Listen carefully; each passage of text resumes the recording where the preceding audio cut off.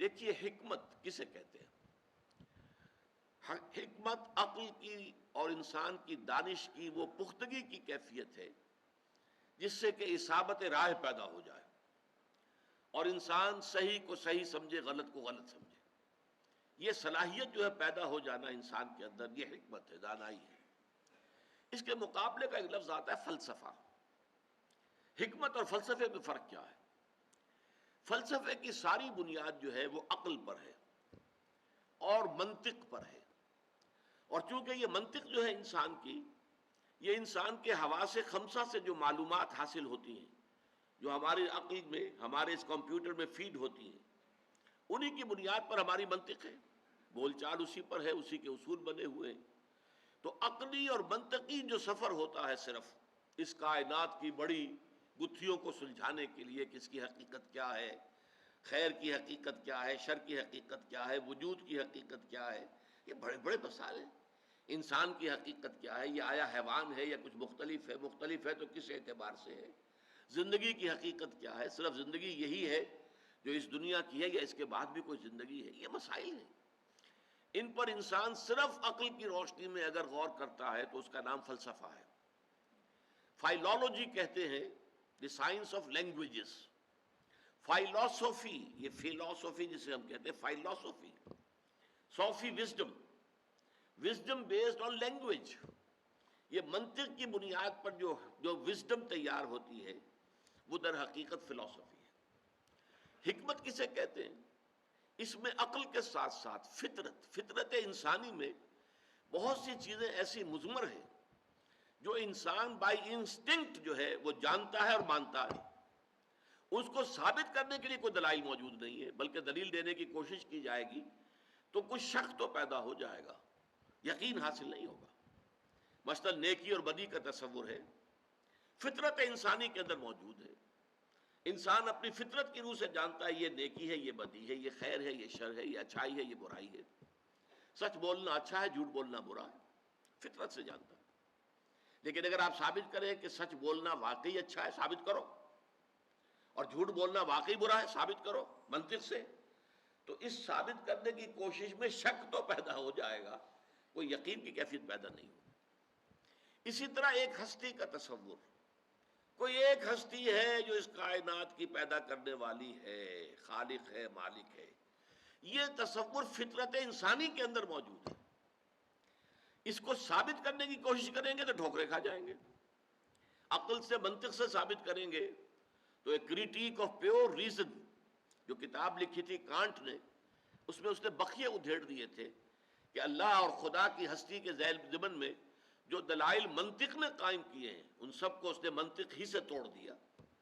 ان الحدید بالحدید یفلح، لوہا لوہے سے کاٹا جاتا ہے، منطق کو منطق نے کاٹ دیا، سارے دلائل ختم ہو گئے، سارے دلائل پادر ہوا ثابت ہوئے، کسی منطقی دلیل سے اللہ کے وجود کو ثابت نہیں کیا جا سکتا۔ لیکن یہ کہ فطرت کے اندر ہے، کوئی ایک ہستی ہے، کوئی خالق ہے، کوئی مالک ہے، پوری دنیا کے اندر سب نے مانا ہے۔ پوری دنیا میں صرف یہ تو ہوا ہے کہ اس کے ساتھ کچھ چھوٹے چھوٹے معبودوں کو بھی لگا لیا گیا۔ بڑا جی سے لکھا جانے والا گاڈ ایک ہی رہا، گاڈز اینڈ گاڈیسز، لیکن وہ چھوٹے جی سے لکھے جائیں گے، بڑے جی سے نہیں۔ گاڈز جب ہوگا جمع تو وہ چھوٹے جی سے، گاڈز اینڈ گاڈیسز۔ اسی طریقے سے مہادیو، وہ تو ایک ہی رہا ہے۔ البتہ دیو، دیوتا، دیویاں، یہ دیو ہی ہے نا، دیو ہی سے مہادیو بنا ہے، اور دیو ہی سے دیوی اور دیوتا بنا ہے۔ دیوی دیوتا بے شمار ہو سکتے ہیں، اللہ ایک، الہہ بے شمار ہو سکتے ہیں۔ تو یہ انسانی فطرت کے اندر مضمر ہے، تاریخ انسانی ثابت کر رہی ہے۔ اگرچہ کہ منطق کے حوالے سے اگر آپ اسے ثابت کرنا چاہیں گے تو وہ ثابت نہیں کر سکتے، منطق جو ہے وہ منطق کو کاٹ دیتی ہے۔ سب سے بڑی دلیل یہ دی جاتی ہے کوئی شے بغیر کسی کے پیدا کیے پیدا نہیں ہو سکتی، تو کائنات بغیر کسی کے پیدا کیے کیسے پیدا ہو گئی؟ کوئی نہ کوئی پیدا کرنے والا ہے۔ ٹھیک، اب اسی پر اگلا وار ہوتا ہے، اچھا تو پھر وہ ہستی بغیر کسی کے پیدا کیے پیدا ہو گئی یا خود بخود ہو گئی؟ کیسے ہو گئی؟ اگر اصول یہ ہے کہ کوئی شے بغیر کسی کے پیدا کیے پیدا نہیں ہو سکتی تو وہ ذات کیسے پیدا ہوئی؟ دلیل ختم ہو گئی۔ ان الحدید بالحدید یفلح، لوہے کو لوہا کاٹتا ہے۔ تو در حقیقت کوئی منطقی دلیل نہیں ہے. اور ہمارے ہاں خاص طور پر امام راضی رحمۃ اللہ علیہ نے اپنی تفسیر میں جو منطقی بحثیں کی ہیں، موشگافیہ کی ہیں، وہ ٹھیک ہے، ایک دور کا یہ ایک خاص مشغلہ تھا اور خاص اس کا ایک ذوق تھا، ایک ہر دور کا ہوتا ہے، اس میں اس کی بڑی قدر تھی، اہمیت تھی، لیکن اب اس کی کوئی حیثیت نہیں. تو اصل میں جب فطرت انسانی وہ صحیح ہو، اس میں کجی نہ آئے، وہ پرورٹڈ نہ ہو، وہ فطرت مست نہ ہو گئی ہو، اور عقل سلیم، عقل بھی بے راہ نہ ہو، عقل پر شہوت کا غلبہ نہ ہو جائے، خواہشات کا غلبہ نہ ہو جائے، تعصب کی پٹی نہ بندھی ہوئی ہو، تو دیکھیے دونوں لفظ سلیمہ سالم سے بنا ہے. کسی شے کا صحیح ہو، سالم ہونا، فطرت سلیمہ، فطرت صحیح ہو، سالم ہو، اس کے اندر کوئی کجی نہ آئی ہو، کہیں کسی اعتبار سے پرورشن نہ آئی ہو، اور عقل انسانی بھی صحیح ہو، سالم ہو، عقل سلیم، اور اس کے اوپر نہ تو خواہشات کی پٹی بندھی ہوئی ہو، نہ اس پر تعصبات کی پٹی بندھی ہوئی ہو، نہ اس پر کوئی اور اپنی اغراض جو ہے غالب آ جائے. اگر یہ دونوں صحیح و سالم ہو اور دونوں کا سفر ہو تو اس سے جو شے وجود میں آتی ہے وہ حکمت ہے، وزڈم. انگریزی میں دو الفاظ استعمال ہوتے ہیں، فلاسفرز اینڈ سیجز.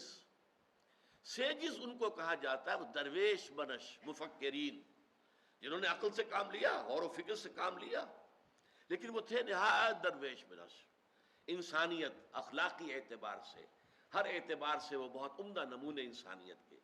فلسفی تو کوئی بھی ہو سکتا ہے، شرابی ہو، زانی ہو، لیکن یہ کہ وہ عقل جو ہے، عقل عیار، عقل تیز ہو، اور اس کے ذریعے سے وہ بہت سے اپنے فلسفیانہ خیالات جو ہیں ان کا تانا بانا منطق کے ذریعے سے باندھ کر لوگوں کے سامنے رکھ سکتا ہے، معلوم ہوگا کہ بہت بڑا فلسفی ہے.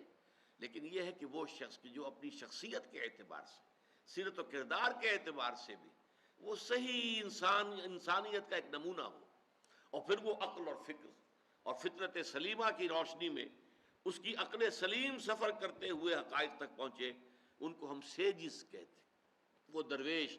اور ہم اردو میں استعمال کریں گے حکما. اسی لیے حکما و فلاسفہ یہ دو الفاظ علیحدہ علیحدہ استعمال ہوتے ہیں. جو فلسفہ ہے خالص منطق کی بنیاد پر جو چلتا ہے، خالص منطق، خالص عقلیت، اس کے نتیجے دو ہیں لازماً. آخری منزل کیا ہے؟ اسکیپٹسزم، شک، ارتیابیت. کوئی یقین کی کیفیت پیدا نہیں ہو سکتی کسی شے پر.